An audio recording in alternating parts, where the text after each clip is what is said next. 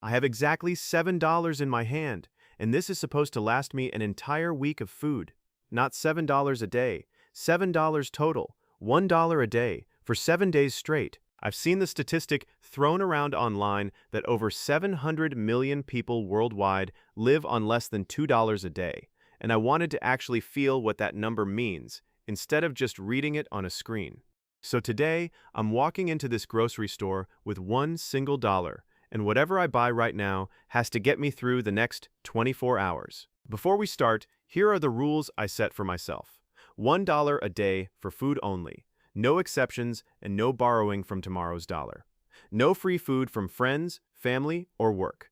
No skipping meals just to save money, because the point is figuring out how to actually eat, not just starve myself for a week. I can use free tap water, spices, and condiments I already own, since those aren't really part of a normal food budget anyway. And I have to keep working my regular job the entire week, because most people living on this kind of budget don't get to pause their responsibilities either. Walking around the store with just $1 completely changes how you look at prices.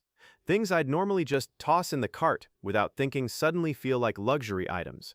After about 15 minutes of doing math in my head, I walked out with a small bag of dried rice and a few eggs, planning to stretch both across as many days as I possibly could. Day 1, and my full food supply for today is half a cup of rice and 1 egg. Breakfast is just black coffee, because coffee grounds I already had at home don't count against the budget. Lunch is the egg, boiled, eaten slowly to make it feel like more than it actually is.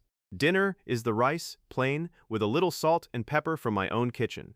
By the evening, I'm not starving, but I am noticeably hungry in a way that's hard to ignore while trying to focus on work. Day 2, I made a mistake and ate almost all my rice yesterday, which means today's portion is smaller than planned.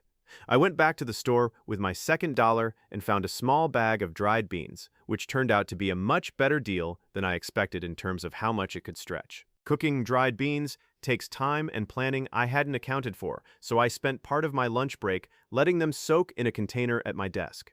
By mid-afternoon, I noticed I was more tired than usual, and a coworker asked if I was feeling okay because I looked a little pale. Day 3, and something started shifting mentally more than physically.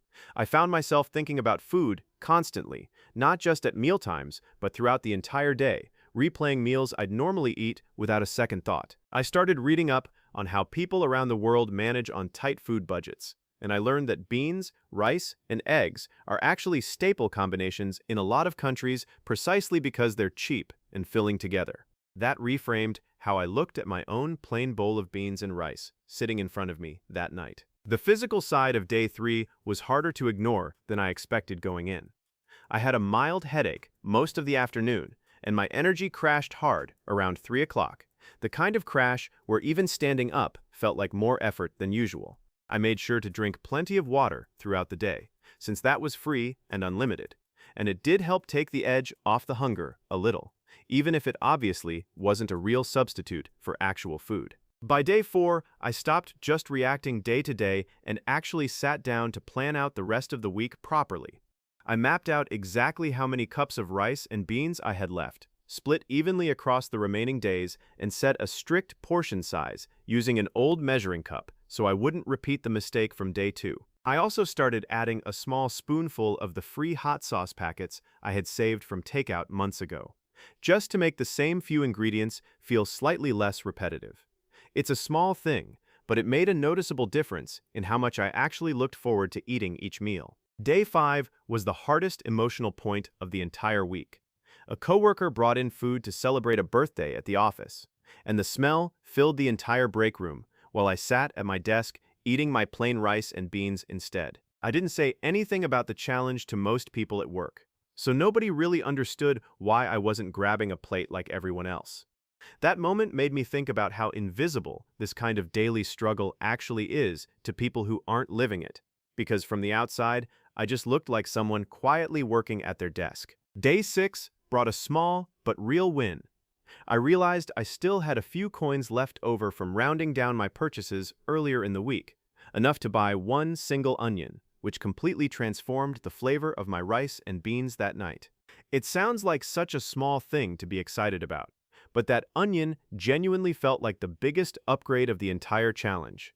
My energy levels had also started to stabilize a bit by this point, probably because my body was adjusting to the lower intake, even if it wasn't a healthy, long-term adjustment to make. Going into the final day, I sat down and wrote out everything I'd noticed over the past week while it was still fresh. How much mental energy goes into just thinking about food when you don't have enough of it? How something as small as one onion can feel like a genuine luxury? And how quietly this kind of struggle can exist right next to people who have no idea it's happening at all?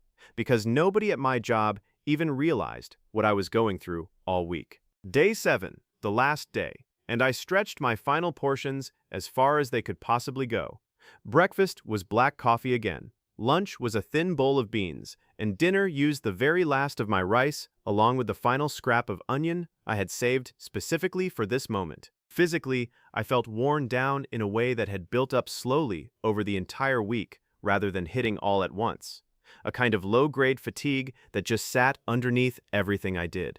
Mentally, though, I felt strangely proud that I'd actually made it through without breaking a single rule I'd set for myself. Here's the full breakdown of the week. Total spent exactly $7, $1 a day for 7 days straight. Main foods purchased: rice, dried beans, eggs, and 1 onion bought with leftover coins. Weight change.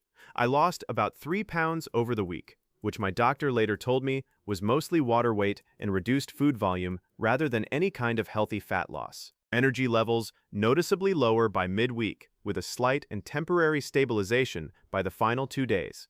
And overall, this was never meant as a diet or a health plan. It was meant purely as an exercise in perspective. If you take anything from this video, take these 3 things. 1. Food scarcity isn't just about hunger. It's a constant mental weight that follows you through an entire day. 2. Small things like a single onion or a hot sauce packet can genuinely change how sustainable a hard situation feels. 3. This experience gave me a small, temporary glimpse into something hundreds of millions of people live with permanently, and a week was already exhausting enough for me to never want to take a full plate of food for granted again. Thank you so much for watching this one, and I'll see you in the next video.